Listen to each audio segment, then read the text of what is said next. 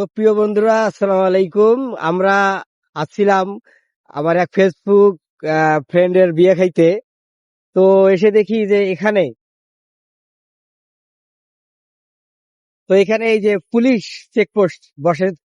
তো আমি জানতাম না এখানে বসে। তা আমরা এখন কি করব না করব সেটা ভাবছি। তো আমরা তো এই দুই বন্ধুই আসছিলাম যে বিয়ে খাইতে।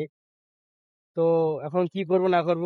তো একজন কাকে জিজ্ঞেস করলাম যে ভাই কোন দিক দিয়ে যাওয়া যাবে। তো আমাদেরকে দেখাইলো যে ওই রোড দিয়ে গেলে নাকি একটা রাস্তা আছে, ওখানে ওঠা যাবে। তো আমরা এখন ওইদিকে যাব আমার ওই বন্ধুটার বিয়ে খেতে। না গেলে একটা মান সম্মান আছে না, যেহেতু অনেক দূর এসে গেছি।